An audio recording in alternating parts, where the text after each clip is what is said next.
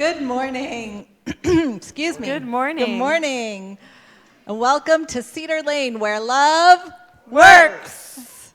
My name is Dana Edwards, and I am your intern minister here at Cedar Lane. And my pronouns are she, her. And I'm Jared Wilson, your worship associate for today's service, and my pronouns are he, him. On behalf of the entire congregation, we welcome you to our worship service this morning. Our words of welcome are filled with our deepest aspirations and call us to embody beloved community as we say responsively, you are welcome here. Whether you are joining us for the first time or if you've been a member since our founding all the way back in 1951, you are welcome here. Whoever you are and whomever you love, you are welcome here. Whatever your gender identity and expression, beliefs, or immigration status, you are welcome here. However you arrived at this beloved place, in person or online, you are welcome here. If you are joining us for the first time today, please raise your hand if you are comfortable doing so our greeters can offer you a welcome gift and a brochure that talks about Cedar Lane and provides a place for you to share your information with us. Let us offer our guests today a warm Cedar Lane welcome.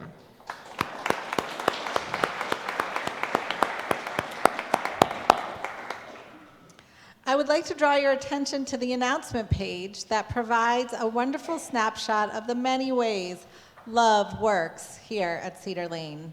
If you have been attending for a while and are interested in membership, let's connect after the service. And keep in mind that next Sunday and the following Sunday after that, the 22nd and the 29th, we will be holding a single service at 10 a.m. If you have a joy or sorrow on your heart and would like support, our pastoral visitors are waiting at the front of the sanctuary to help you in any way they can. Let us turn now and greet our neighbors.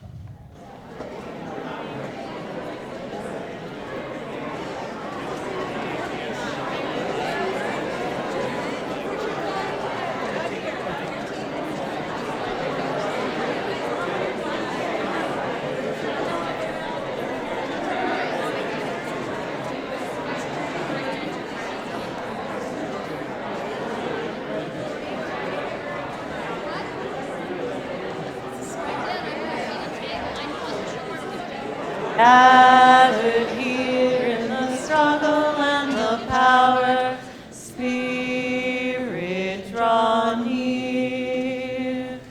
Gathered here in the mystery of the hour, gathered here in one strong body, gathered here in the struggle and the power, Spirit draw near. Yes, flipping over your pillow and checking out the other side cranks bed comfort up a few notches. And it's a simple and easy way to help you relax and get comfy. The other side of the pillow, folks, because it's flat when you're sagging, fresh when you're stale, and cold when you're hot, baby. Awesome. Come, let us worship this awesome day together.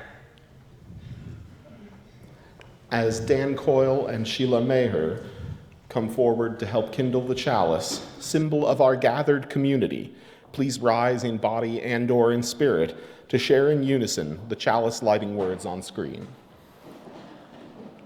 Our lives are made up of small moments, sharing a meal with friends or family, listening to a person and being listened to. It is a small thing we do in gathering, yet it is significant. Let us light this chalice for all of the small and very significant things that might otherwise go without notice.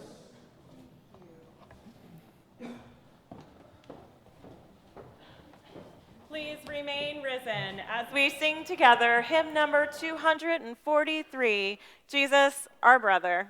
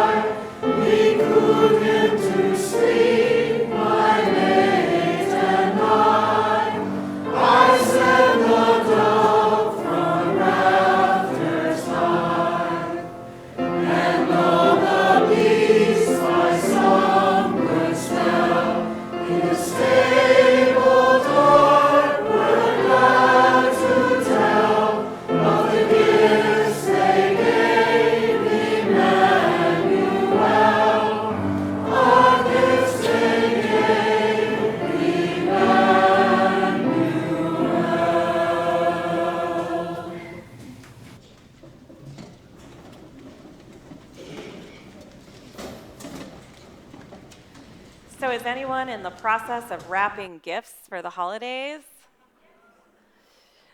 Wrapping is pretty special, and there's lots of different ways that we wrap ourselves, ways that we have been wrapped, and ways that we wrap and hold others.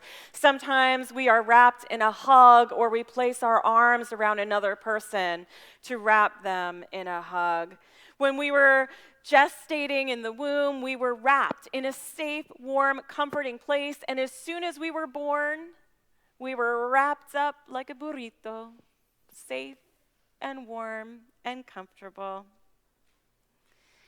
Anyone keep a blanket on the back of a couch or a chair? I do. I even carry one around with me sometimes. It's nice to wrap up in a blanket if you've had a hard day, to feel that hug, that safeness, that security. And there's another kind of wrap that I want to talk about today. And it's important to talk about this particular kind of wrap because this is a hard time of year. It's a time of year when there's lots of stress and anxiety. There's lots of joy with it too, but there might also be some grief as we remember our loved ones who aren't with us anymore. And if we have this kind of wrap, it can help us as we move through our day. The kind of wrap I'm talking about is a wellness recovery action plan, which was developed by Dr. Mary Ellen Copeland. And it's for anyone who's looking to live a healthier, more engaged life. It's an especially important tool for anyone who's struggling with anxiety or depression or any other type of mental illness or addiction. But wraps are for who? Everyone. I want to give you some quick statistics from the National Association on Mental Illness and the Substance Abuse and Mental Health Services Association. 1 in 5 U.S. adults experience mental illness each year. 1 in 6 youth aged 6 through 17 experience mental health concerns each year. This means, judging by the numbers, either we are experiencing a mental health struggle personally or someone we love is. 50% of all mental illness that will be lifetime mental illness begins by age 14 and 75% by age 24. So why are we talking about this here at Cedar Lane? It's because we're a loving community. And in addition to providing tools so we can journey together to live healthier, freer lives, we're also here to talk about the things that in some spaces it's still not safe to talk about, but it is safe to talk about it here. And there are ways to support us in our journeys of wellness. In fact, the WRAP plan has a free app.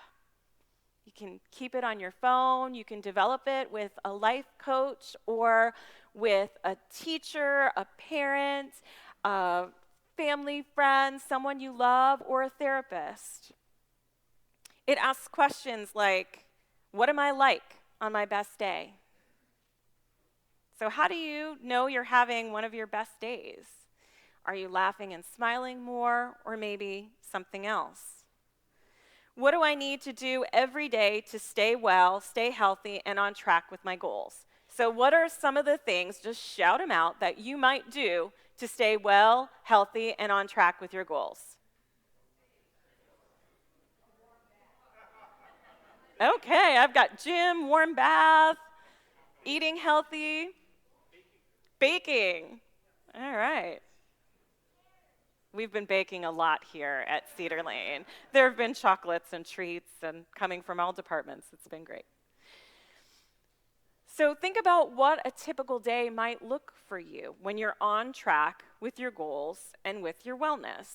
And for me, that means getting up around 5:30, assuming that I'd actually gone to bed before 10 o'clock the night before, right? Getting up at 5:30, maybe doing some yoga, taking some time to hold all of the folks who've asked me to hold them in prayer for the week. I hold them all in prayer, and I answer some emails, walk my dog, eat some pre-scrambled tofu scramble, which is actually really good, I promise you. And then I get to come in the office for the day. And then maybe my day ends around 9 o'clock at night, and I get to go home and watch a movie or talk by the fire with my husband and my son, and then I get to get up and do it all again. But think about what your day looks like. And also think about what stressors can come at you in a day that can make you feel unwell or off track. This app moves you through identifying those, creating a plan or actions that you can take if you're exposed to one of those stressors, like the holiday season.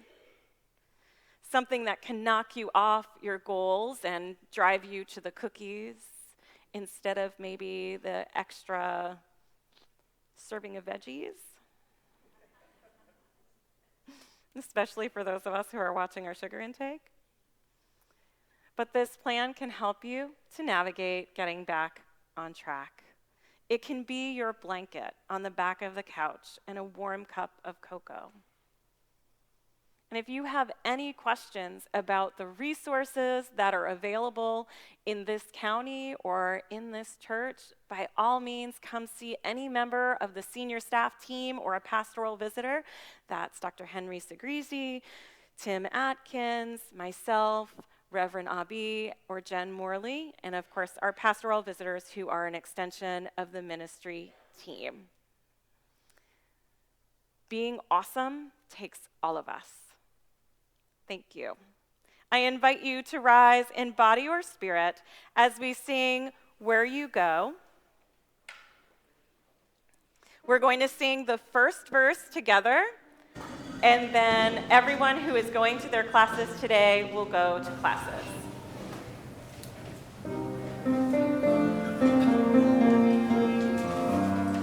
Where you go, I will go. Where you go, I will go. Where you go, I will go, beloved. Where you go, I will go. 'Cause your people are my people. Your people are mine. Your people are my people. Your people are my people. Your people are mine. Your people are my people. You're mine, you're mine. There you go, I will go, beloved. There you go, I will go. There you go, I will go, beloved. There you go, I will go. Because your people are my people. Your people are mine. Your people are my people. Mine, mine, mine. Because your people are my people. Your people are mine. Your people are my people. Mine, mine, mine.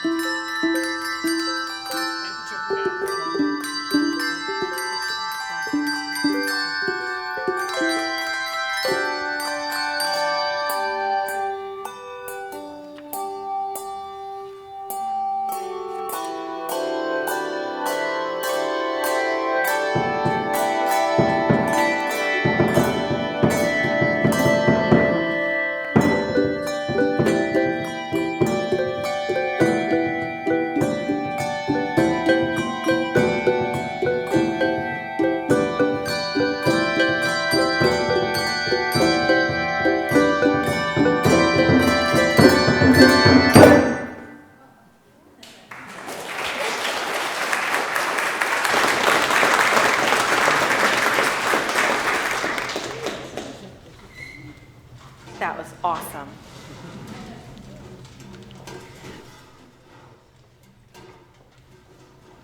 We gather each week not for our needs alone, but to bear witness to our joys, our sorrows, our triumphs, and disappointments.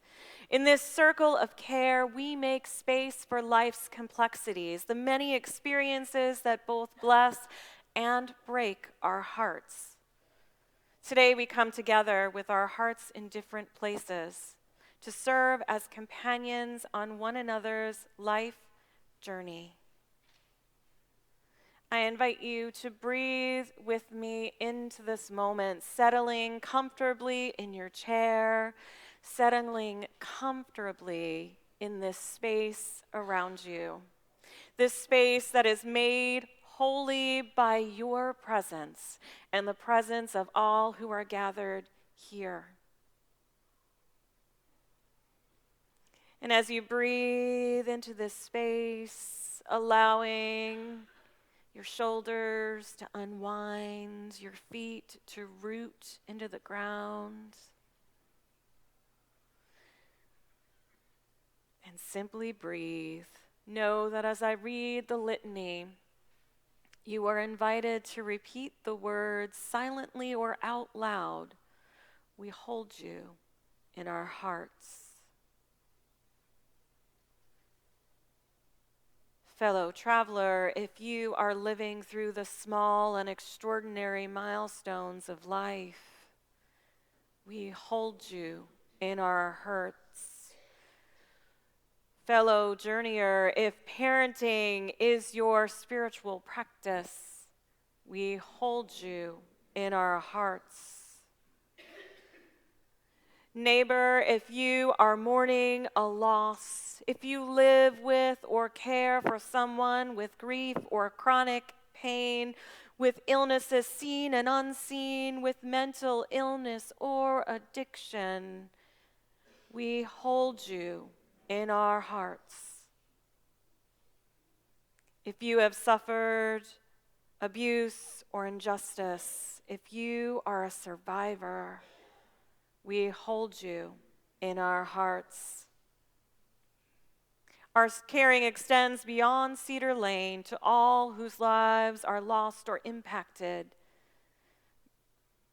by calamities and by violence in our world. Let us breathe together, holding the world as we say, we hold you in our hearts. And as we enter a moment of silence together, I invite those among us who are grieving the loss of a loved one or commemorating a loss to rise in body or spirit as we hold this silence together.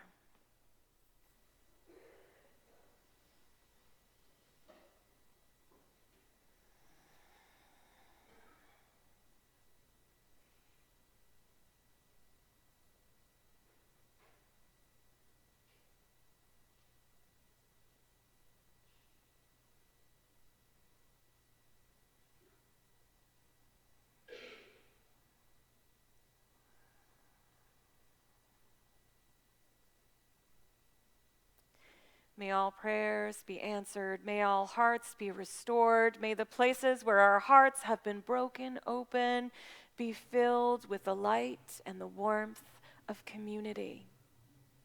May it be so. Amen. You may remain seated as we sing together.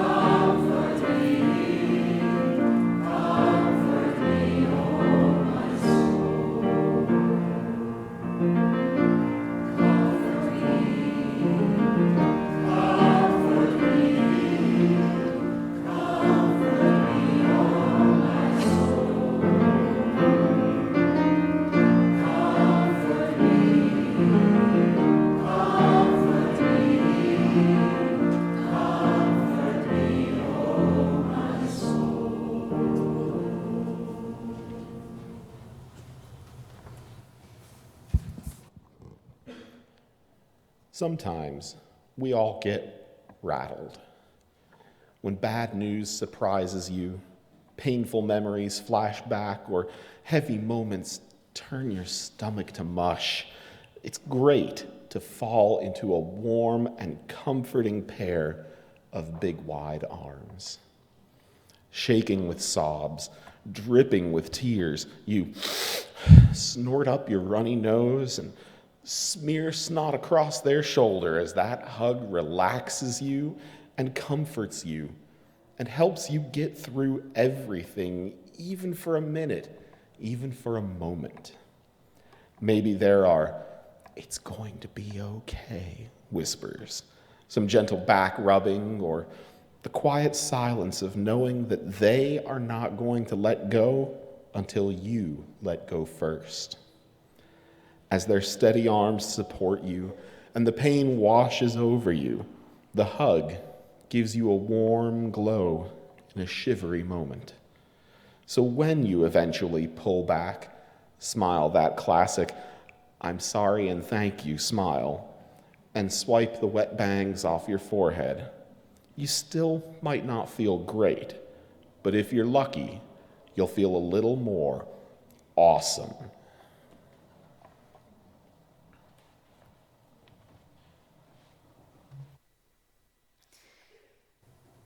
Twice a month, this generous and caring community shares the plate with a nonprofit organization that is doing amazing work in the community.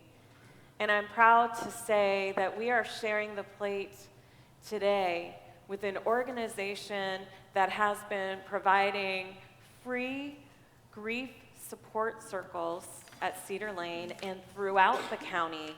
They provide a myriad of services that are non-medical hospice related, and here to talk about it is Jim Rossi. So please give Jim a very warm Cedar Lane welcome.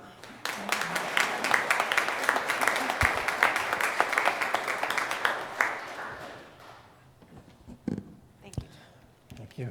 Thank you, and thank you for your generosity also. I represent Caring Matters, a nonprofit which started 30 years ago, and I've been a volunteer with them for 21 years and director now for the past year. We provide all of our services free of charge to the public. I'll outline them quickly, and after the service I will be able to answer any questions that you may have. We have Volunteer Helping Hands, which provides care in homes for people who are seriously ill. They do not have to be hospice people, hospice patients. Currently, we're serving 50 persons in their homes. We have children's support groups in the schools in Montgomery County. Up from 40 to 50 schools at a time have support groups for children who are grieving the death of a parent or a grandparent or other close relative. There's a camp in the spring for children who are grieving, and adult support groups are throughout the county for people grieving the death of someone within the past year. We had a group, thanks to Reverend Katie, who helped organize it, and this past year lasted about 5 months, and they decided they didn't need it anymore. So I'm in the process of forming another group here at Cedar Lane, and be happy to talk to all of you about that after the service. Thank you so much, Jim. Thank you. Today's offering will now be gratefully received.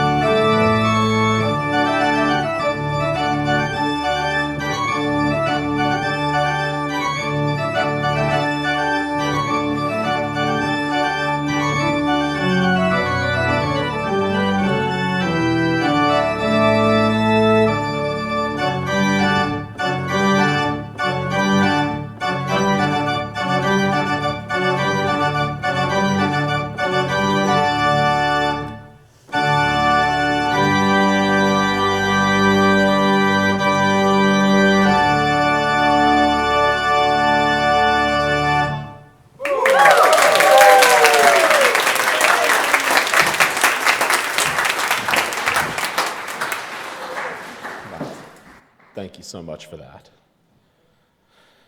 So, butcher, baker, candlestick maker, no matter what, if you're working for the man, there's a chance you are getting paid every 2 weeks. Maybe every other Thursday or every other Friday. Maybe dollars dropped into bank accounts or fistfuls of sweaty change dropped into open palms. All I know is if you're on the schedule, you are loving the couple of months a year where you score 3 paychecks instead of 2. Nobody knows why or how this happens, but let's hold hands today and agree not to question it. On that 3rd payday, raise your eyebrows. Glance left very slowly. Glance right very slowly. Nod slightly. And carry about your business. If you are chiseling away at a mortgage, throwing in for car payments, or dropping coin on a fat phone bill, then you know the bliss that comes with having a tiny bit of extra cash above your monthly debts. So go ahead, supersize that combo. Fill up with high-octane gasoline, or tuck it under your couch cushions for a rainy day. Awesome.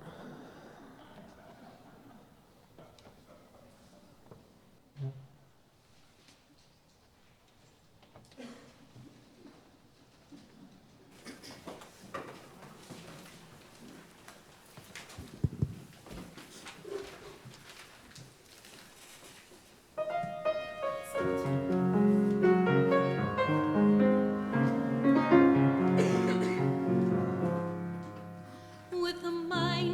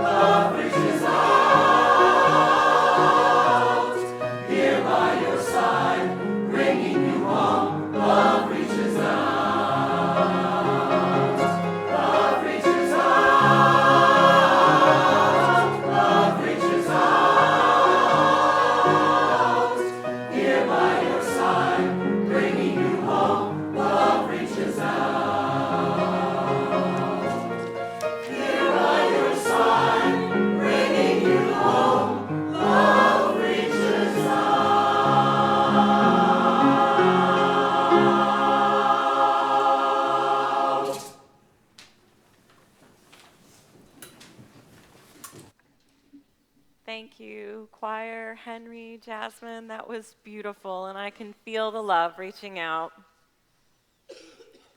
Life in a big city, it can be lonely.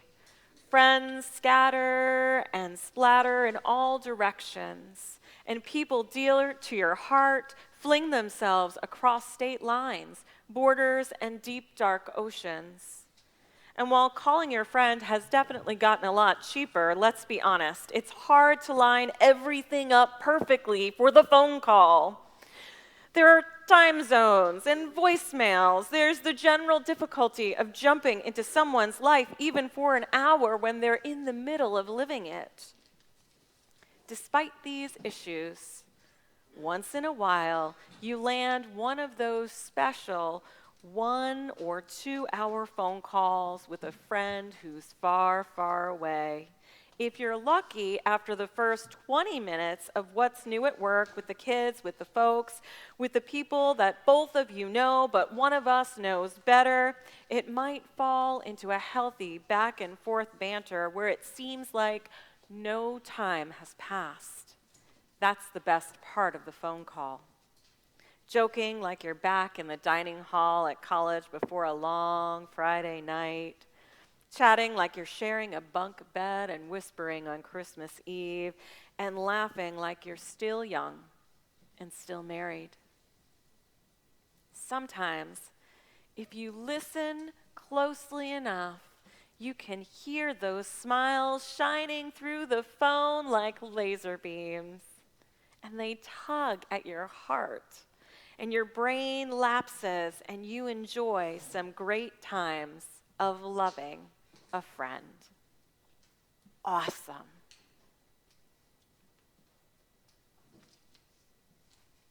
Are you feeling awesome yet? I love the book of Awesome.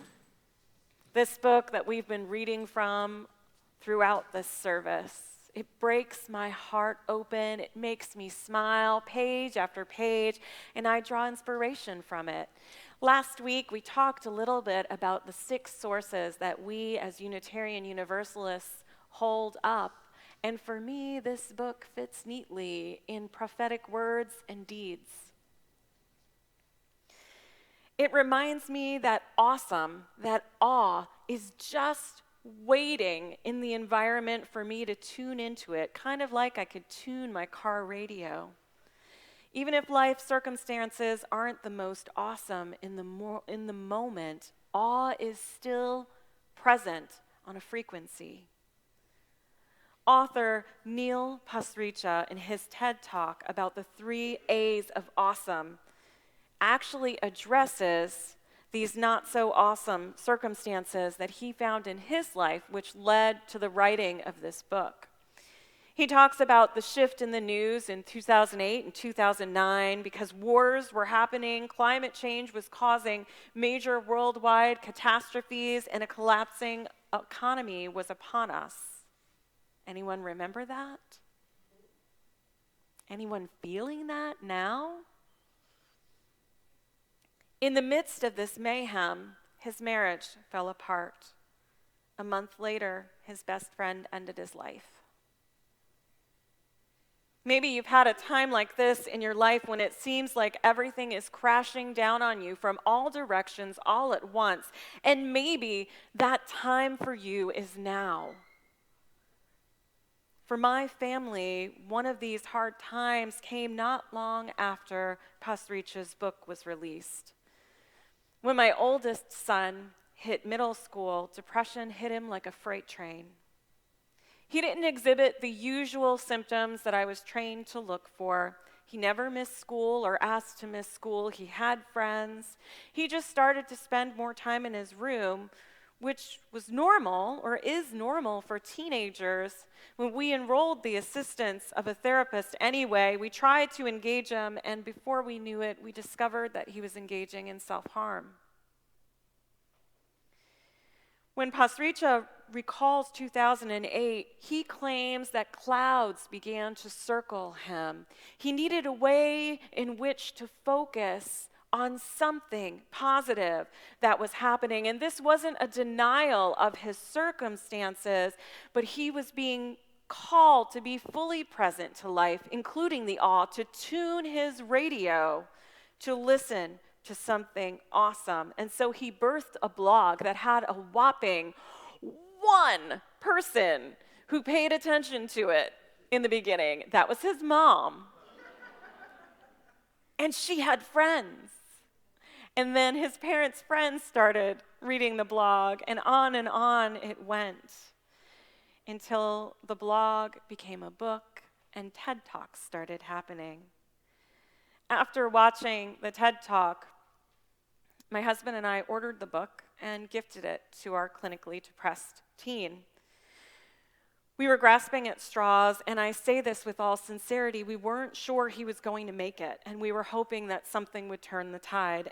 And I'm not really sure what can make a parent feel more helpless than their child suffering from a disease that cannot be seen or touched or stomped on, or in some cases even fully treated with medicine. But we were committed to trying anyway. And we were willing to do anything, even toss in a radical book with a cool, fresh concept. We gave it to him. He tossed it aside and glared at us. We said, just keep it in your room anyway. And one night, a tiny miracle happened. A small prayer was answered. We discovered him reading it late at night under his covers. And soon there were sticky notes on his favorite passages. It wasn't a magic cure for his depression. Treatment is ongoing. But it was a place of hope and transformation. Something opened up, and you know what? That really was awesome. Now, Pasricha seems surprised by the success of his book, by his success in general, but there's a science to prove the importance of developing a practice of cultivating awe. And I know this because as I was tuning my radio this week, I landed on NPR and they were doing a story on awe. As a minister, when you're getting ready to preach something and it just pops up, that's awesome. And no one here is going to argue with NPR. Who argues with NPR? Awesome. The John Templeton Foundation of the Greater Good Science Center at UC Berkeley wrote a white paper about awe in 2018. They state, if you've hiked among the giant sequoias, stood in front of the Taj Mahal, or observed a particularly stunning musical performance, you may have experienced the mysterious and complex emotion known as awe. Awe experiences are self-transcendent.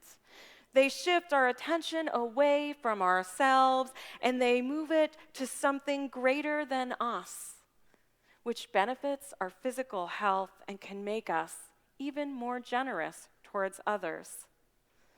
So our minds, these radios that adjust to frequencies, with the help of this amazing piece of our brain called the reticular activating system, can scan our environment, and they do this all the time, looking for some past channels that we've programmed in and anything that might be at the same frequency. But when we start to turn our attention to something else, things get interesting. So if right now we're tuned in to maybe Fox News, I don't know, we're turning our thoughts to that station and maybe not a more awesome station. And we may only be experiencing awe as peak experiences. And while any experience of awe is transformational, the thing about these peak experiences is that they're few and fleeting unless we truly commit to keeping it on that awesome station. And it's a practice to keep retuning in. And what I love about the Book of Awesome, and that really is the title, the Book of Awesome, is that it points us back to our everyday to be inspired. It calls us to continuously retune that radio station, not to deny our reality, to be present in our reality, but recognize that everyday awe is also a part of that reality. It calls us to raise our frequency to meet that awe, and it can change how we interact with each other, with our circumstances, and with the world. Was anyone here for the Latinx Spirit experience that happened in September? It was an awe-filled experience for me. During that service, we charged our religious education teachers and invited everyone to read the charge in the language of their choosing. We live in one of the most diverse counties in the nation. Multiple languages are spoken in homes, in restaurants, shopping centers, workplaces, and other areas of our county. But rarely do we hear more than English spoken at Cedar Lane.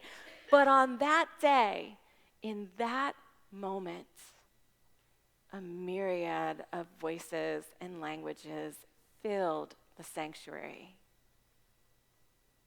Reverend Abi described it as a Babel moment, referencing the Tower of Babel. And it was awesome. When do you feel awe? When are you awe-inspired? Sometimes I experience awe right here on this campus with the changing of seasons. When I'm going out the door at night, there's usually deer in the parking lot. Beautifully colored leaves that crunch under the soles of my feet. The perfect snowfall with its big flakes just outside my gigantic picture window in my office. Thank you. I invite you to use your powerful mind to call up your own experience of awe, your own feeling of awe. And if you don't think that you can do this, let me remind you that your powerful mind does this all the time. When you go to open that email from the person that you're not truly wild about, or you go to answer the phone call and you know it's going to be one of those 20-minute calls that makes you really uncomfortable and unhappy, you have a physical reaction before you reach that email or you reach that call, because your mind is so powerful that it calls up those feelings before you even enter the experience. So we're going to tune to a different station, awe. So I invite you to move into a moment of silence with me as you call up an experience of awe.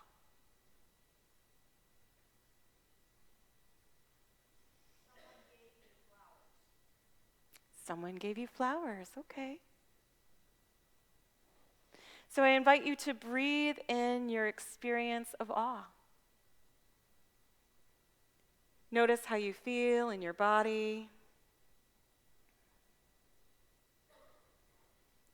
Hold it in your mind and breathe it in. And fill the sanctuary with this awe.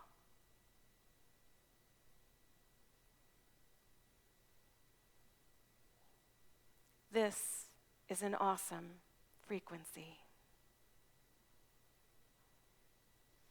This holiday season can be as stressful as it is joyful. We can get lost in the pressures, the hustle, the bustle, the very real grief and loneliness of isolation that comes with remembering those we've lost, and the longing for things that maybe will not be again. But in the midst of these very real feelings, we can still find awe in the stranger we meet who gives love freely, in that first snowfall, in the tilt of a child's head that is so much like their grandparents. Awe is everywhere, and it's waiting for us to listen. So if the holidays start to get to you, remember that you're not alone, that at Cedar Lane there is a warm hug for you. Remember that you can always flip the pillow, hear a friend smiling on the phone, Rejoice, because I think in a lot of places this is a 3-paycheck month. And just keep tuning that mental car radio. May your holiday season be awe-filled and truly awesome. May it be so. Amen. Please rise as we sing together.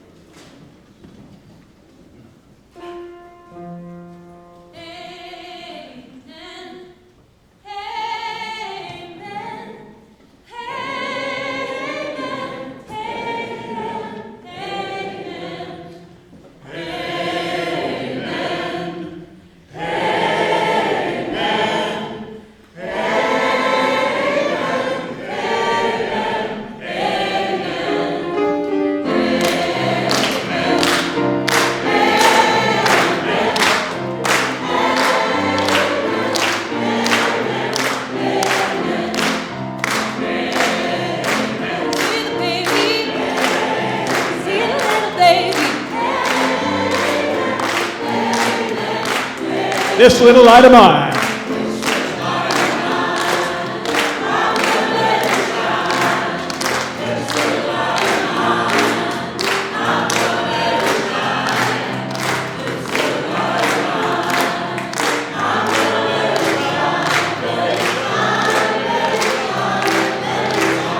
Amen.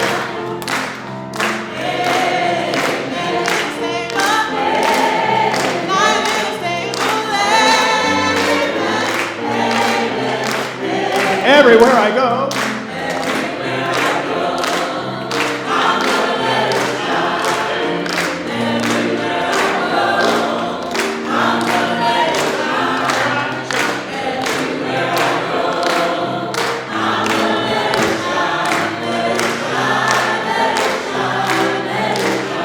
Amen. Peaceful baby, giving peace to all. Hide it under a bushel.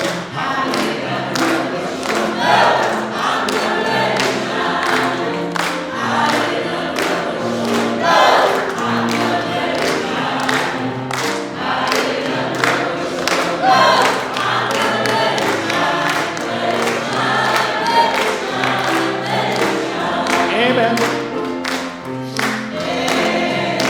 Loving baby. Love to all the people.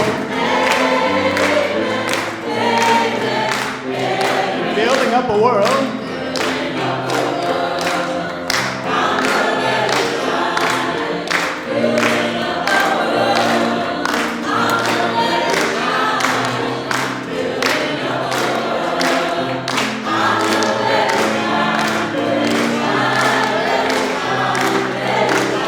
A little bit more, amen.